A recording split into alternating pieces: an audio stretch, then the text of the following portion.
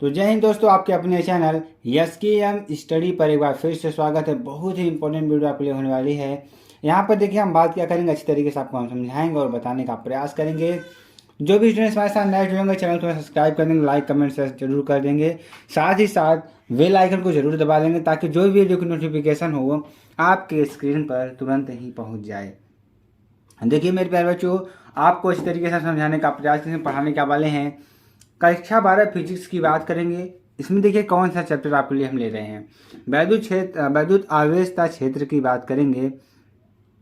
इसमें जितने भी इम्पोर्टेंट आपके प्रश्न बनेंगे सारे इम्पोर्टेंट प्रश्नों को लिया जाएगा और आपको एक बेहतरीन तरीके से बताया जाएगा। ठीक है, यहाँ पर देखिए ऑलमोस्ट इम्पोर्टेंट क्वेश्चन को लिया जा रहा है। ठीक है, तो अच्छी तरीके से आप लोग पढ़िए और अपनी तैयारी को बेहतर बनाते रहिए। ठीक है, ताकि आपको कोई दिक्कत ना हो, इसलिए हम आपको अच्छी तरीके से अच्छी वीडियोस प्रोवाइड कर रहे हैं। इसकी पीडीएफ भी आपको मिल जाएगी।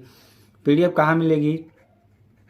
एसकेएम स्टडी का जो आपका टेलीग्राम चैनल है वहाँ पर मिलेगी। और पीडीएफ आपको कहाँ मिलेगी? एसकेएम स्टडी classes.com वेबसाइट पर आपको मिलने वाली है। ठीक है, तो चलिए पहले हम स्टार्ट करते हैं बहुविकल्पित प्रश्नों को। जो आपके लिए बहुविकल्पित प्रश्न कौन कौन से इंपॉर्टेंट होंगे। देखिए पहला जो आपका बहुविकल्पित प्रश्न है, वैद्युत क्षेत्र की तीव्रता का मात्रक क्या होता है। आप सभी लोग जानते हैं कि इसका मात्रक क्या होता है, तो सभी लोग कमेंट बॉक्स में कमेंट कर दीजिएगा कि सर वैद्युत क्षेत्र की तीव्रता का मात्रक यही होता है। तो अगर यहाँ वैद्युत क्षेत्र की तीव्रता की बात करें, मात्रक की बात करें, तो यहाँ पर देखिए 4 ऑप्शन आपको दिख रहे हैं। कुलाम प्रति न्यूटन, जूल प्रति न्यूटन, न्यूटन प्रति कुलाम या न्यूटन प्रति मीटर। तो यहाँ पर आंसर की बात करें, आंसर क्या हो जाएगा? न्यूटन प्रति कुलाम हो जाएगा। क्या हो जाएगा? न्यूटन प्रति कुलाम हो जाएगा। ठीक है, चलिए आगे आपको बताते हैं। आगे देखिए, निम्न में से कौन सा वैद्युत क्षेत्र का मात्रक नहीं, ऐसा कौन सा है जो वैद्युत क्षेत्र का मात्रक नहीं है। तो यहाँ पर भी आपको 4 ऑप्शन देखने को मिलेंगे। न्यूटन प्रति कुलाम, वोल्ट प्रति मीटर, जूल प्रति कुलाम प्रति मीटर। तो यहाँ पर भी अगर आंसर की बात करें, आंसर क्या हो जाएगा हमारा? जूल प्रति कुलाम हो जाएगा। ठीक है, चलिए आगे आपको बताते हैं। आगे देखिए, आगे हम आपको बताने वाले अच्छी तरीके से। देखिए वैद्युतशीलता एप्सिलॉन नॉट का एसआई मात्रक है। वैद्युतशीलता एप्सिलॉन नॉट का जो एसआई मात्रक है वह क्या है? यहाँ पर देखिए 4 ऑप्शन आपको दिख रहे हैं। कुलाम स्क्वायर प्रति newton metre square, newton metre square प्रति कुलाम स्क्वायर, या न्यूटन प्रति कुलाम, या न्यूटन प्रति वोल्ट मीटर स्क्वायर। तो यहाँ पर अगर आंसर की बात करेंगे, आंसर क्या हो जाएगा? कुलाम स्क्वायर प्रति न्यूटन मीटर स्क्वायर। ठीक है, ये आपका आंसर हो जाएगा, जो आपके लिए बहुत ही इंपॉर्टेंट है। ठीक है, चलिए अगला क्वेश्चन देखिए। अगला क्वेश्चन आपके लिए भी है। अगला क्वेश्चन बहुत ही इंपॉर्टेंट है। वैद्युत फ्लक्स का मात्रक क्या है? वैद्युत फ्लक्स का मात्रक क्या होता है उसके बारे में चर्चा करेंगे। ठीक है, तो वैद्युत फ्लक्स का मात्रक क्या होता है? 4 ऑप्शन आपको दिख रहे हैं। न्यूटन प्रति कुलाम, वोल्ट प्रति मीटर कुलाम, या वोल्ट मीटर। तो यहाँ पर अगर आंसर की बात करेंगे, आंसर क्या हो जाएगा आपका? वोल्ट मीटर हो जाएगा। क्या हो जाएगा? वोल्ट मीटर हो जाएगा। ठीक है, चलिए अति लघुत्तरीय प्रश्न की बात करेंगे, जो आपके लिए बहुत ही इंपॉर्टेंट और आपके लिए बहुत ही महत्वपूर्ण प्रश्न है ये सारे। ठीक है, तो यहाँ पे देखिए पहला प्रश्न क्या है? वैद्युत क्षेत्र की तीव्रता की परिभाषा तथा इसका मात्रक लिखिए। तो वैद्युत क्षेत्र की तीव्रता की परिभाषा तथा इसका मात्रक क्या होगा?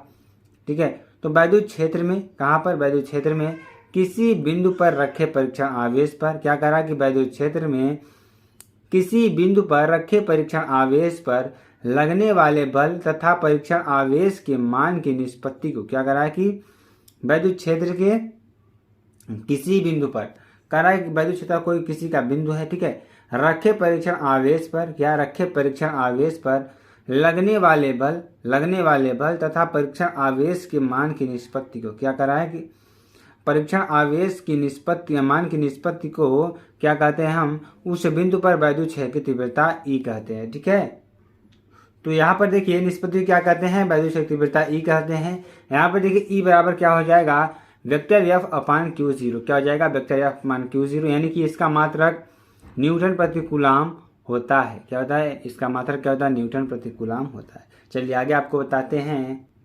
आगे देखिए अगला क्वेश्चन क्या है, बहुत इंपॉर्टेंट भी है। 2 बड़ी पतली धातु की प्लेट, क्या है कि 2 बड़ी पतली धातु की प्लेट एक दूसरे के बहुत निकट और समांतर है। क्या है? एक दूसरे के बहुत निकट और समांतर है। प्लेटों का विपरीत प्रकार के आवेश की क्या कर रहा है, प्लेटों पर विपरीत प्रकार के आवेश के पृष्ठ घनत्वों के परिमाण क्या है, 17.7 इंटू 10⁻22 कूलाम प्रति मीटर स्क्वायर है। तो प्लेटों के बीच वैद्युत क्षेत्र की तीव्रता क्या है। ठीक है, क्या कह रहा है कि प्लेटों के बीच जो वैद्युत क्षेत्र की तीव्रता होगी क्या होगी। देखिए पहले दिया क्या है उसको आप लिख लीजिए। घनत्व दिया है, देखिए घनत्वों का परिमाण कितना दिया है, 17.7 इंटू 10⁻22 कूलाम प्रति मीटर स्क्वायर दिया हुआ है। ठीक है, अब देखिए प्लेटों के बीच वैद्युत क्षेत्र की तीव्रता क्या होगी। तो आप सभी लोग जानते हैं ई बराबर क्या होता है, सिग्मा अपान एप्सिलॉन नॉट। तो यहाँ से अगर देखेंगे तो सिग्मा का मान हमें मालूम है क्या है, 17.7 क्या है, 17.7 इंटू 10⁻22 कूलाम प्रति मीटर स्क्वायर है। तो यहाँ पर रख देंगे 17.7 इंटू 10⁻22 अपान 8.85 इंटू 10⁻12। तो अगर इसको सॉल्व कर दें तो कितना आएगा हमारा, 2 इंटू 10⁻−10 न्यूटन प्रति कूलाम होगा। ठीक है, देखिए -12 ऊपर जाएगा तो +12 हो जाएगा। तो +12 और -22 में माइनस करेंगे तो -10 बचेगा। यहाँ से अगर इसको सॉल्व करेंगे तो क्या आ जाएगा, 2 आ जाएगा। तो यहाँ से हो जाएगा हमें 2 इंटू 10⁻10 न्यूटन प्रति कूलाम हो जाएगा। ठीक है, चलिए आगे आपको बताते हैं। आगे आपके लिए देखिए बहुत ही बेहतरीन क्वेश्चन है, बहुत ही इंपॉर्टेंट क्वेश्चन है, आपके एग्जाम में बहुत बार पूछा गया प्रश्न है। ठीक है, क्या करा कि आवेशों के मध्य, क्या करा, आवेशों के मध्य लगने वाले वैद्युत बल की सहायता से क्या करा कि मान लीजिए कोई दो आवेश हैं। ठीक है, यहाँ पे देखिए ध्यान समझिएगा, हम मान लेते इधर +Q है इधर -Q है। ठीक है, इन दो आवेशों के बीच जो मध्य बल लग रहा है वो बल क्या है। ठीक है, तो अब देखिए लगने वाले बल की सहायता से वैद्युतशीलता ई का बीमीय समीकरण निकालिए। ठीक है, ई नहीं होगा यहाँ पर, अगर देखेंगे तो एप्सिलॉन नॉट आपको यहाँ पे लिख देना है। ठीक है, क्या होगा, एप्सिलॉन नॉट, इसको आप लोग बना लीजिए। ठीक है, तो इन दोनों के बीच जो वैद्युतशीलता लग रही है उसका बीमीय सूत्र निकालना है इसकी सहायता से। तो आप सभी को मालूम है कि यदि दो आवेश हैं, इन दोनों आवेशों के बीच जो बल लगेगा, यानी कि दो स्थिर आप लोग हमारे साथ लिखते चलिए अच्छी तरीके से। ठीक है, स्थिर आवेशों के मध्य, किसके, आवेशों के मध्य लगने वाला बल, क्या, लगने वाला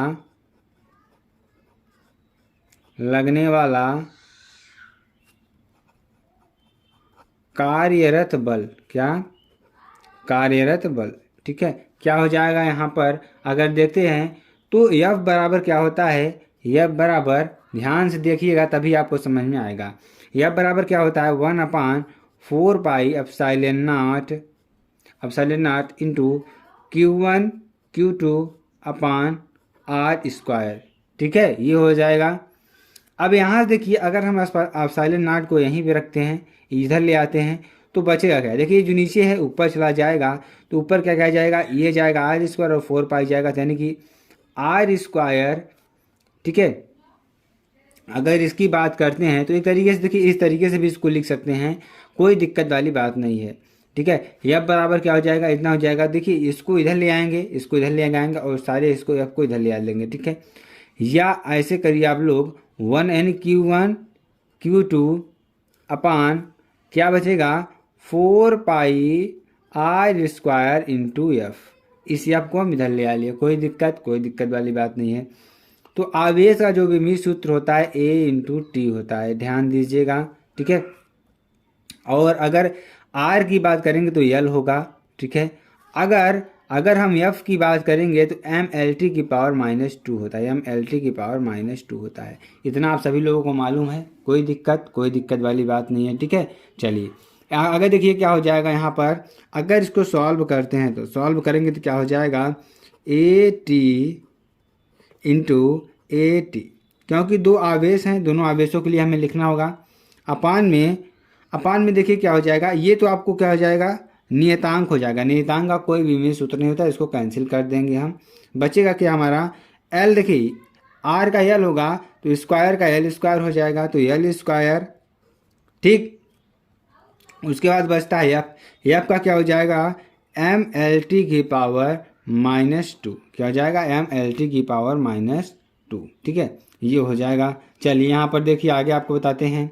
तो क्या हो जाएगा यहाँ पे देखिए, अगर इसको सॉल्व करेंगे तो क्या हो जाएगा, इसको सॉल्व करेंगे तो क्या हो जाएगा हमारा यम की पावर -1। अब देखिए ये कहाँ से आया, ध्यान दीजिएगा। देखिए यम यहाँ पे नीचे प्लस में है, ऊपर जाएगा तो माइनस हो जाएगा, ठीक है। अब देखिए यल यहाँ पर जाएगा तो 3 हो जाएगा, 1 2 यहाँ 1 3 यहाँ, ठीक है, 3 हो जाएगा तो ऊपर जाएगा तो यल की पावर -3 हो जाएगा, ध्यान दीजिएगा। उसके बाद यहाँ पर देखिए टी कितना है, यहाँ पे -2 है, ऊपर जाएगा तो +2 हो जाएगा और 2 पहले से हैं तो टी की पावर 4, ठीक। उसके बाद ए देखिए 2 बच रहा है तो A² हमारा हो जाएगा, यही इसका बेमीन सूत्र हो जाएगा, यही हमारा क्या हो जाएगा, आंसर हो जाएगा। आई होप आपको अच्छी तरीके से समझ में आ गया। चलिए अगले क्वेश्चन की बात करते हैं। अगला क्वेश्चन क्या है, अब यहाँ पर देखिए क्वेश्चन देखिए आपके लिए क्या दे रहा है कि एक चालक पर कह रहा है कि एक चालक पर 2.4 × 10 की पावर -18 कूलाम धनात्मक आवेश है। क्या कह रहा है कि एक चालक पर क्या है कि 2.4 × 10 की पावर -18 कूलाम धनात्मक आवेश है। बताइए कि इस चालक पर कितने इलेक्ट्रॉनों की कमी या अधिकता है, ठीक है। ध्यान दीजिएगा तभी आपको समझ में आएगा, अन्यथा समझ में नहीं आएगा। देखिए क्या कर रहा है, कोई चालक है उस पर जो आवेश है कितना दे रखा है, 2.4 × 10 की पावर -18 कूलाम दे रखा है, ठीक है। क्या देख रखा है, 2.4 × 10 की पावर -18 कूलाम दे रखा है, यानी कि आवेश Q बराबर कितना दे रखा है, 2.4 × 10 की पावर -18 कूलाम, ठीक है। ये आपको दे रखा है, सॉल्व कर रहे हैं इसको अच्छी तरीके से हम, ठीक है। तो दिया क्या है, Q बराबर 2.4 × 10 की पावर -18 कूलाम। अब ध्यान दीजिएगा, आप सभी को क्या निकालना, इलेक्ट्रॉनों की कमी होगी या अधिकता होगी। तो इसके लिए हमें क्या क्या करना होगा, पहले उसमें इलेक्ट्रॉनों की संख्या निकाल लेनी है कितना है हमारा। तो आप लोग सभी लोग फार्मूला जानते हैं, Q बराबर N × E, ठीक है, Q बराबर N × E। तो यहाँ से अगर हम देख रहे हैं तो N बराबर क्या हो जाएगा, Q/E, ठीक है। Q का मान हमें मालूम है कितना है, 2.4 × 10 की पावर -18, ठीक है। और नीचे अगर E की बात करते हैं तो सभी लोग जानते हैं, चूंकि E बराबर कितना होता है, 1.6 × 10 की पावर -19 कूलाम। तो यहाँ पर रख देंगे 1.6 × 10 की पावर -19 कूलाम, ठीक। अब देखिए अगर इसको हम सॉल्व करेंगे तो क्या हो जाएगा, इसको सॉल्व करेंगे देखिए 2.4 × देखिए अगर 19 है यहाँ पे तो 18 कैंसिल हो जाएगा, बचेगा 1, तो क्या बचेगा यहाँ पर, इंटू बचेगा क्या यहाँ पे हमारा, इंटू 10/1.6। तो यहाँ पर अगर इसको और थोड़ा सॉल्व करेंगे तो इसका से मल्टीप्लाई करेंगे 24/1.6। अब इसका अगर हम सॉल्व करते हैं तो क्या जाएगा हमारा, क्या जाएगा, अगर इस पॉइंट को ऊपर ले जाएं 240/16, तो काट दीजिए इसको, बचेगा क्या हमारा, 2 से काट दीजिए, 2 1 जा 2, 2 2 जा 4, 2 0 हम 0, 2 8 जा 16, फिर काट दीजिए 2 2 जा 4, 2 4 जा 8, यानी 2 6 जा 6 0, यानी 15 चौका 60, यानी 15 आ जाएगा आपका। तो 15 है आपका आंसर आ जाएगा, यानी कि जो संख्या है कितनी हो जाएगी, N बराबर 15। अब यहाँ पर देखिए क्या हो जाएगा, 15 इलेक्ट्रॉनों की क्या होगी, कमी होगी, क्या होगी, इलेक्ट्रॉन की क्या होगी, कमी होगी, 15 इलेक्ट्रॉन की कमी आपकी हो जाएगी। अगर यहीं आपका क्या आया होता, ध्यान दीजिएगा, अगर यहीं आपका माइनस में आया होता तो अधिकता होती, अगर यहाँ प्लस आ गया तो इलेक्ट्रॉनों की कमी होगी। चलिए अब यहाँ पर आपको अच्छी तरीके से समझ में आ गया होगा, चलिए आगे आपको बताते हैं। इसी में देखिए आपका पूछता है क्या, कूलाम का नियम, बहुत ही इंपॉर्टेंट टॉपिक आपके लिए होगा क्योंकि इस टॉपिक से आपके प्रश्न पूछे गए हैं, ठीक है। तो चलिए जानते हैं कूलाम का नियम क्या है, कूलाम के नियम को अच्छी तरीके से समझते हैं, उसके बाद फिर आप क्वेश्चन को सॉल्व करते हैं। ये भी आपके लिए प्रश्न है जो आपके एग्जाम में बहुत बार आता है। कैसे पूछता है, कूलाम का नियम लिखिए, 2 आवेशों के बीच लगने वाले बल के बीच का व्यंजक निकालिए, ठीक। ये सारे प्रश्न आपको एक ही टॉपिक में मिलने वाले हैं, तो आपको कहीं जाना नहीं है, आपको जुड़े रहना है, ठीक है। यहाँ पर देखिए कूलाम का नियम हम पढ़ने वाले हैं, क्या, कूलाम का नियम, ठीक है। देखेंगे इस नियम का प्रतिपादन सन 1785 ईस्वी में कूलाम ने किया था। किसने किया था? कूलाम नाम के एक वैज्ञानिक थे जिन्होंने किया था। कब किया था? 1785 ईस्वी में किया था। ठीक है। उसके बाद देखिए इस नियम के अनुसार क्या होगा। इस नियम के अनुसार क्या हो जाएगा? दो स्थिर बिंदु आवेशों के बीच क्या हल हो जाएगा? दो स्थिर बिंदु आवेशों के बीच, यानी कि दो स्थिर बिंदु आवेश है हमारे। मान लीजिए यहाँ पर प्लस है, यहाँ पर माइनस है, जैसे आपको दिख रहा है यहाँ पे प्लस है, यहाँ पे माइनस है। दो स्थिर आवेश हैं। लगने वाला आकर्षण या प्रतिकर्षण बल उन आवेशों के गुणनफल के अनुक्रमानुपाती तथा उनके बीच की दूरी के वर्ग के व्युत्क्रमानुपाती होता है। कहने का मतलब भी आपको समझाएंगे, यानी जो हमारे आवेश हैं इनके बीच की जो दूरी है, ठीक है, दूरी का वर्ग का व्युत्क्रमानुपाती होगा जो बल लगेगा, और जो आवेश हैं इनके गुणनफल का अनुक्रमानुपाती होगा। ठीक, चलिए इसको थोड़ा समझते हैं। और यहाँ देखिए मान लेते हैं, माना दो बिंदु ए एवं बी उपस्थित आवेश मात्राएं Q1 और Q2 हैं। मान लीजिए कोई दो बिंदु हैं ए और बी, यहाँ पर प्लस Q और माइनस Q आवेश हैं, यानी Q1 Q2 आवेश हैं। कोई दिक्कत वाली बात नहीं, इसको 1 इसको Q2 मान लीजिए, कोई दिक्कत वाली बात नहीं है। ठीक है। तथा इनके बीच की दूरी r एवं दोनों बिंदुओं के बीच पर लगने वाला जो आकर्षण या प्रतिकर्षण बल है F है। ध्यान दीजिएगा, इनके बीच की दूरी हमने क्या मान लिया है? r मान लिया है, और जो इनके बीच आकर्षण या प्रतिकर्षण बल लग रहा है उसको हमने मान लिया F। ठीक, अब देखिए इनके नियम के अनुसार क्या होगा? इन आवेशों के गुणनफल के अनुक्रमानुपाती होगा। जो इनके बीच जो बल लगेगा उन आवेशों के गुणनफल के अनुक्रमानुपाती हुआ। समीकरण नंबर 1 हमने मान लिया। उसके बाद और इनके जो बीच की दूरी है वर्ग का व्युत्क्रमानुपाती होगा जो बल है। ठीक है, तो अच्छी तरीके से समझ में आया। दो समीकरण आपको मिल रहे। अब समीकरण नंबर 1 और 2 की बात करेंगे तो क्या हो जाएगा? ध्यान दीजिएगा, F is directly proportional to Q1 Q2 upon R square, या F बराबर K into Q1 Q2 upon R square. ध्यान दीजिएगा। ठीक है, अब देखिए K बराबर क्या हो जाएगा? 1/4 pi epsilon naught 9 into 10⁹ newton metre square प्रति कूलाम स्क्वायर। क्या हो जाएगा? न्यूटन मीटर स्क्वायर प्रति कूलाम स्क्वायर। ठीक है, चलिए ये आपका इसका मान होता है। ध्यान दीजिएगा कि कोई पूछे K का मान कितना होता है? 1/4 पाई एप्सिलॉन नॉट ये भी होता है, और 9 इंटू 10⁹ न्यूटन मीटर स्क्वायर प्रति कूलाम स्क्वायर ये भी होता है। ठीक है, तो ये आपको इस तरीके से समझ में आ गया। F बराबर क्या हो जाएगा? 1/4 pi epsilon not Q1 Q2 upon R square. इसका मान रखेंगे तो ये आएगा। ठीक है, उसके बाद अगर हम इसका मान रखते हैं तो हमारा क्या मिलेगा? F बराबर 9 into 10⁹ Q1 Q2 upon R square. ठीक है, चलिए जहाँ एप्सिलॉन नॉट क्या है? हवा या निर्वात की वैद्युतशीलता है। ठीक है, चलिए अब देखिए एकांक आवेश एक टॉपिक बहुत ही इंपॉर्टेंट ये भी है, इसको भी आप थोड़ा पढ़ लीजिए तभी आपको समझ में आएगा। एसआई मात्रकों में देखिए इस पद्धति में दो आवेशों के बीच लगने वाला जो बल है निम्न सूत्र द्वारा दिया जाता है। कौन सा सूत्र है हमारा? F बराबर 1/K into Q1 Q2 upon R square Newton. ठीक है, तो अगर सूत्र की बात करेंगे, अब देखिए इस सूत्र से क्या होगा हमारा?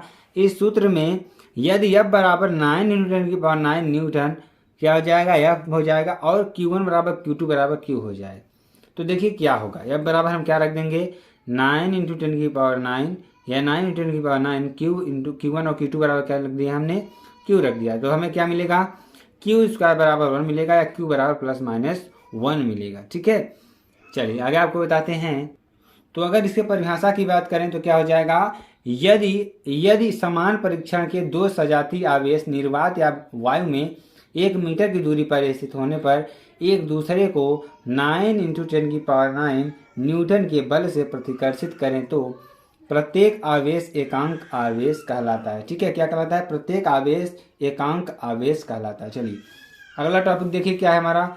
आवेश संरक्षण का नियम। क्या है? आवेश संरक्षण का नियम। ठीक है, आवेश को न तो उत्पन्न किया जा सकता है और न ही नष्ट किया जा सकता है, बल्कि इसे एक आवेश से दूसरे आवेश में परिवर्तित कर दिया जाता है।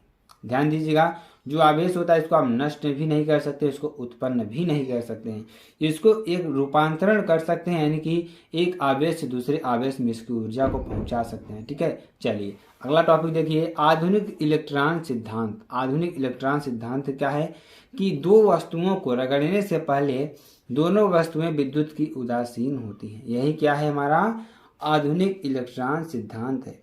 एक नंबर में पूछेगा कि आप आधुनिक इलेक्ट्रॉन सिद्धांत का परिभाषा बताइए, तो आपका यही हो जाएगा। ठीक है, तो अच्छी तरीके से समझ में आया। चलिए आगे आपको बताते हैं।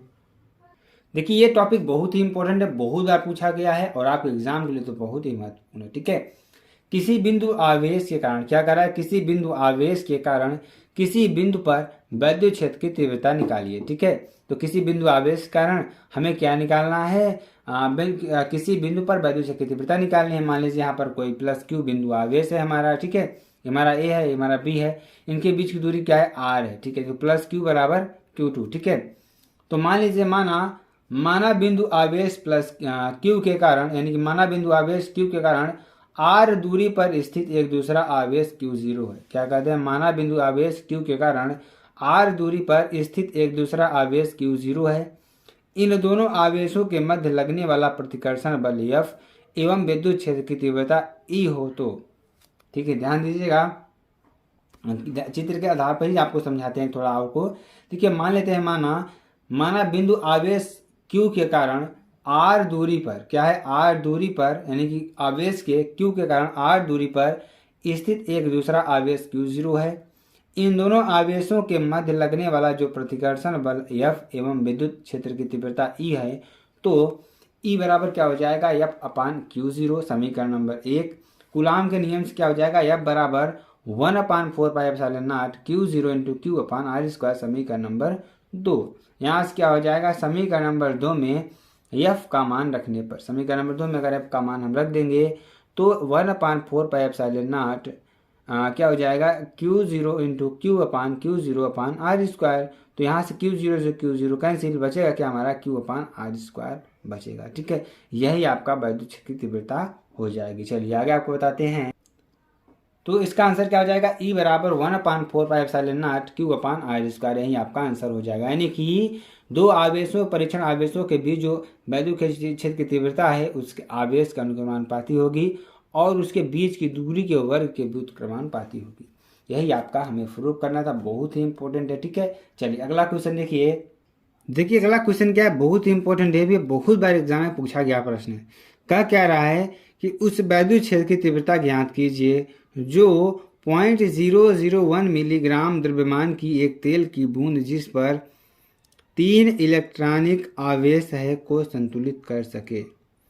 ध्यान दीजिएगा, कहने का मतलब इसका क्या है उसको समझिएगा। यहाँ पर कि उस वैद्युत क्षेत्र की तीव्रता ज्ञात कीजिए जो 0.001 mg यानी मिलीग्राम द्रव्यमान की तेल की बूंद जिस पर 3 इलेक्ट्रॉनिक आवेश को संतुलित कर सके। कहने का मतलब देखिए, पहले दिया क्या उसको लिख लीजिए, सॉल्व करेंगे इसको।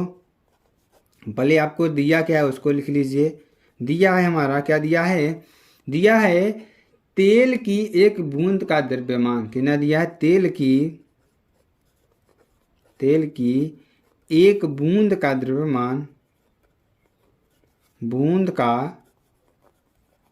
द्रव्यमान, ठीक, कितना दिया यहाँ पर 0.001 मिलीग्राम।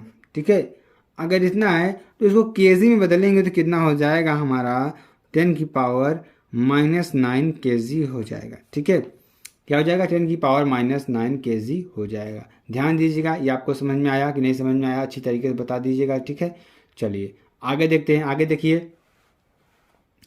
तथा तेल की बूंद का जो इलेक्ट्रॉनिक आवेश है, तेल की बूंद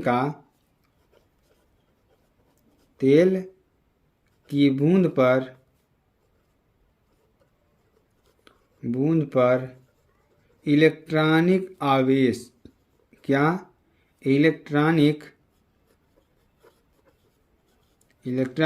आवेश Q बराबर कितना हो जाएगा, 3E। 3 इलेक्ट्रॉन आपको दिया ना, अब क्वेश्चन में ही दे रखा है कि 3 इलेक्ट्रॉनिक आवेश है, तो हमने मान लिया कि जो तेल की बूंद पर आवेश है, इलेक्ट्रॉनिक आवेश कितना है, Q बराबर 3 है। तो यहाँ पे देखिए, चूंकि हमें मालूम है एक चीज़ और आपको मालूम है, E बराबर कितना होता है 1.6 इंटू 10⁻⁻19 कूलाम कितना होता है। तो देखिए अगर इसको सॉल्व करेंगे तो 3 इंटू 1.6 इंटू 10⁻⁻19 कूलाम होता है। ठीक है, यहाँ से देखिए अगर इसको सॉल्व करेंगे तो 16 3 जा 48 यानी कि 48 इंटू 10⁻⁻19 कूलाम हो जाएगा।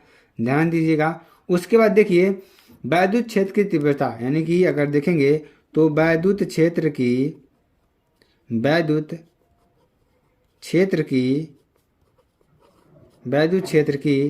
तीव्रता, ठीक है, वैद्युत क्षेत्र की तीव्रता क्या हो जाएगी, E बराबर क्या हो जाएगी एफ अपान क्यू, क्या हो जाएगी एफ अपान क्यू, यानी कि mg अपान क्यू, क्या हो जाएगा mg अपान क्यू। ठीक है, तो इसको सॉल्व करेंगे, एफ बराबर mg होता है, आप सभी लोग मालूम होगा। ठीक है, देखिए m का मान कितना मालूम है 10⁻⁹ और g का मान हमें मालूम है 9.8 होता है, सभी जगह लोग जानते हैं।